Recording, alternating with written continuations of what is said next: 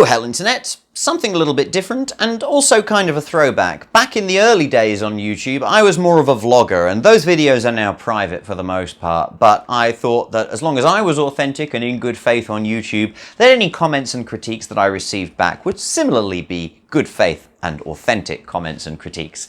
I never got caught in a YouTube blow-up, but I've seen enough of them to know that that's not always how it goes down. And so I've moved towards more scripted pieces, both in the more researched pieces and in the opinion pieces that I sometimes put up.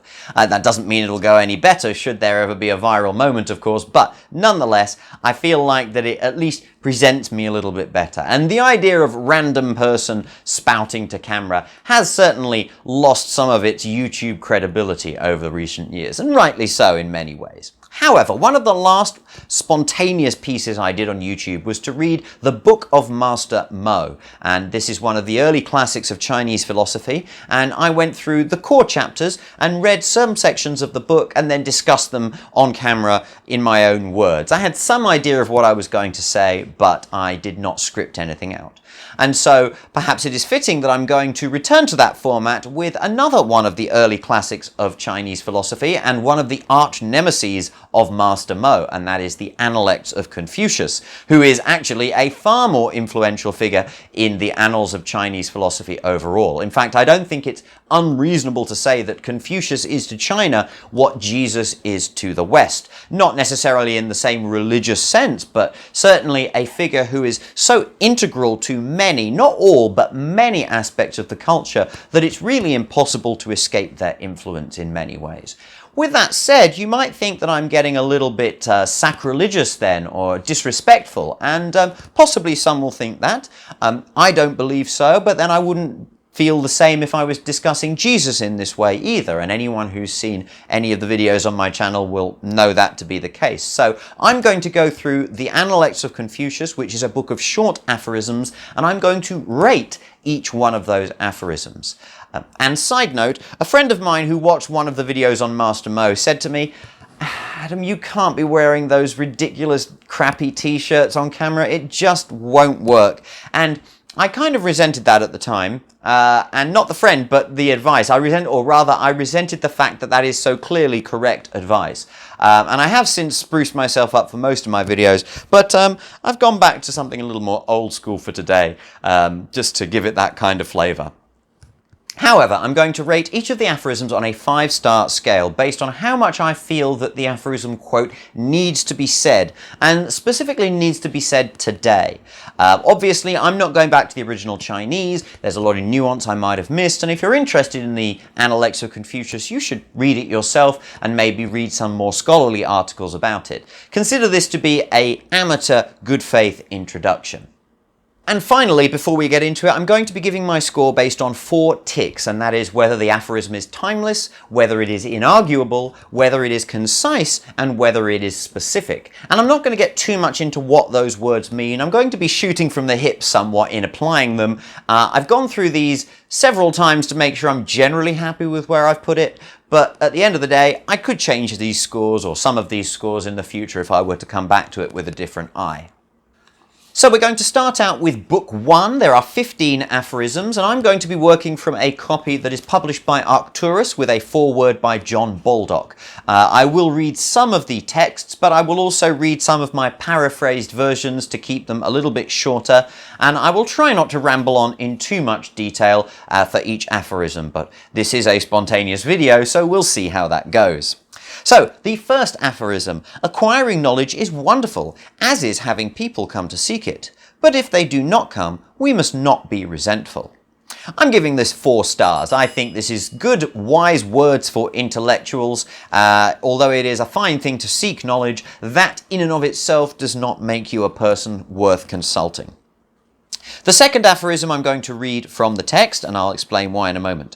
The philosopher Yu said, "He who lives a filial life, respecting the elders, who yet is wishful to give offence to those above him, is rare, and there never has been anyone unwishful to offend those above him, who has yet been fond of creating disorder.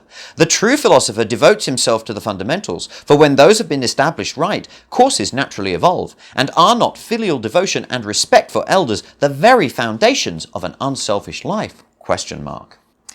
So I'm giving this one 3 stars. I've written, the filial rebel is rare. That's what he's saying here. And the filial rebel is a person who is respectful to elders, but nonetheless still willing to speak truth to power, I think. And this person is rare, whereas the majority of people are less willing to do that. And they are, most filial people do not wish to create disorder in the world, do not wish to rock the boat, do not wish to upset the status quo. And so how do we establish the right way? Well, for the philosophers, they start with the fundamentals, and then courses naturally evolve if thinking is done correctly, in accordance with the Tao, we might say, although Confucius was not a Taoist per se. However, for him, filial piety is absolutely fundamental. For me, there are asterisks there, but I don't want to be cavalier about discarding it either. Anyway, that one's a little bit longer, so it's a little bit more rambly and a little bit less specific. The next one, not so much though. Master said, artful speech and ingratiating demeanour rarely accompany virtue. So 4 stars here. This one's fairly obvious and fairly clear. Just beware of flatterers. They will get you into trouble. So that's number 3. And number 4, the philosopher Tseng said, I examine myself thus daily. In planning, have I failed in conscientiousness? With friends, have I been insincere? And have I failed to practice what I have been taught? So I'm giving this one 3 stars. There are 3 pretty good questions for self-reflection here, and I will certainly be making use of them. But I don't think this list is exhaustive, and so I don't think this is getting at anything particularly fundamental. In number 5, the master says, to rule a large state, one must be diligent in business, good faith, frugality of economy, love, and planning.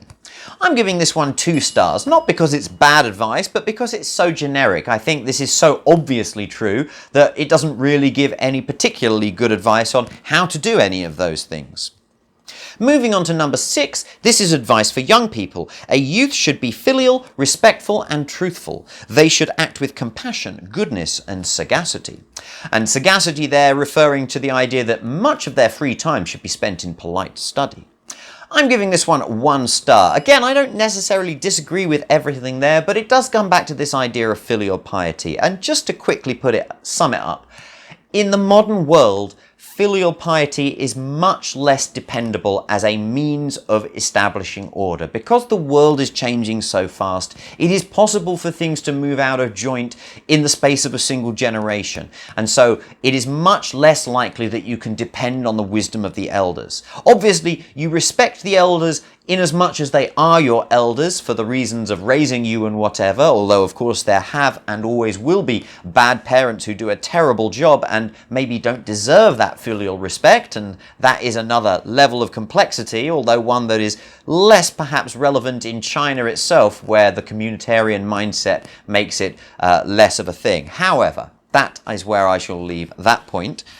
For number 7, I'm going to read the full text before I go on to the paraphrasing. Tzu Xia said, he who transfers his mind from feminine allurement to excelling in moral excellence, who in serving his parent is ready to do so to the utmost of his ability, who in serving his prince is ready to lay down his life, and who in intercourse with his friends is sincere in his speech, though others may speak of him as uneducated, I should certainly call him educated. The term feminine allurement is a little bit unfortunate. I think it's fair to say that in those times, feminine allurements would be one of the things perhaps most likely to distract a young scholar from their studies, inasmuch as many of these studies were young men, many of these scholars were young men.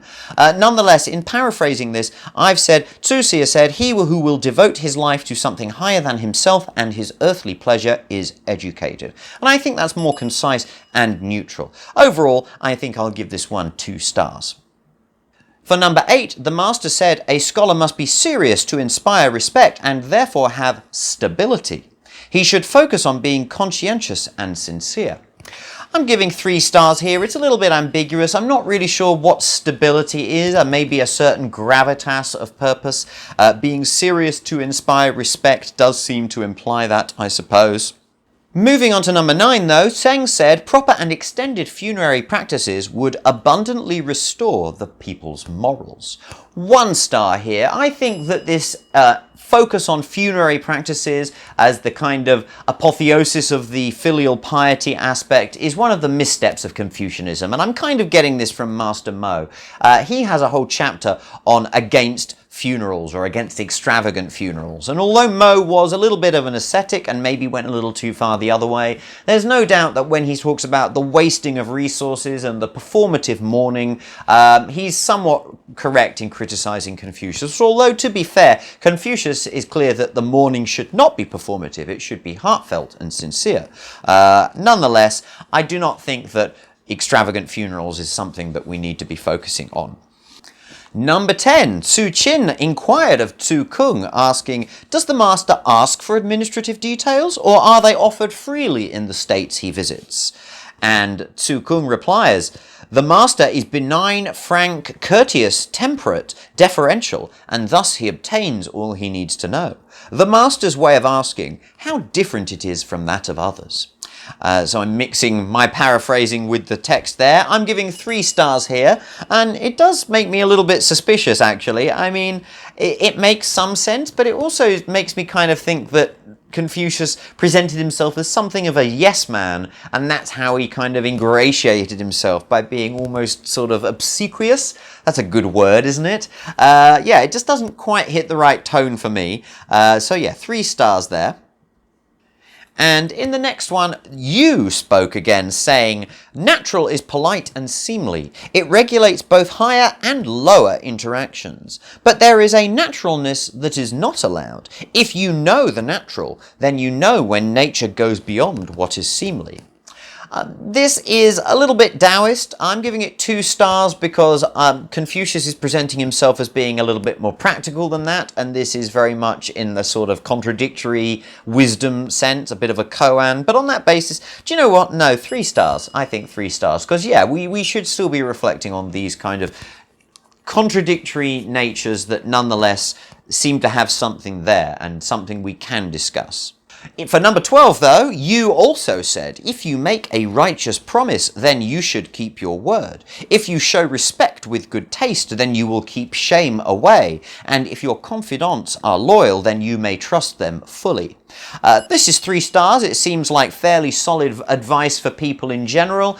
It's a little bit broad and generic, and so you have to be a bit circumspect in how you apply that in your own life, but it seems to make fairly good sense to me. Number 13, the scholar who loves learning is abstemious of appetite, humble of dwelling, diligent in work, guarded in speech, and aligned with higher principles.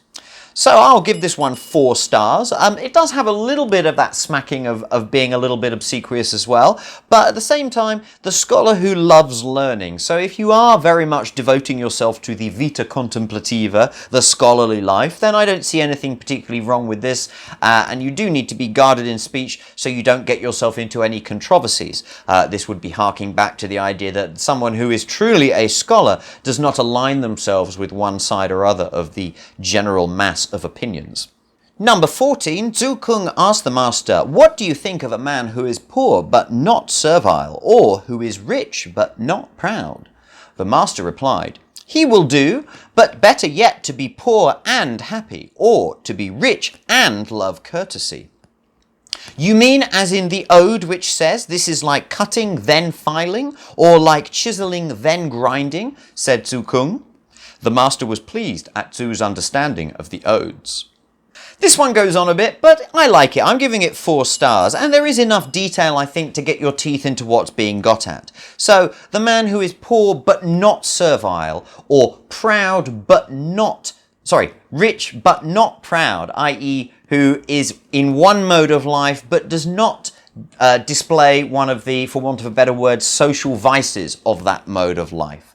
And Confucius says this is fine, but better yet to be poor and happy, or to be rich and just love courtesy. That is to say, they have the virtue, or perhaps the virtuous perception of their mode on life. And then Tzu Kung comes back and says, oh, so this is like that ode, one of the original classics of poetry, that says this is like cutting and then filing. So basically starting off with the base work and then getting on to the details, chiseling and then grinding. And this is something that Confucius recognizes, he understands very well. Then finally, aphorism number 15 is that the master said, I will not grieve that men do not know me. I will grieve that I do not know men.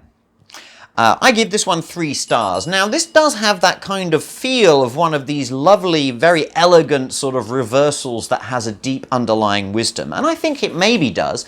Nonetheless, though, it can also be quite ambiguous, I think, and therefore a little bit hard to pin down. Here, for example, I will not grieve that men do not know me. That kind of goes back to the very first aphorism, that if people do not know your wisdom, if they do not recognize what you've got to say, then you shouldn't resent that. And maybe, in fact, that means what you have to say does not reflect what men are, and that's the flip side, you know, that Confucius grieves that he does not know men well enough to really be able to speak to their hearts, so to speak.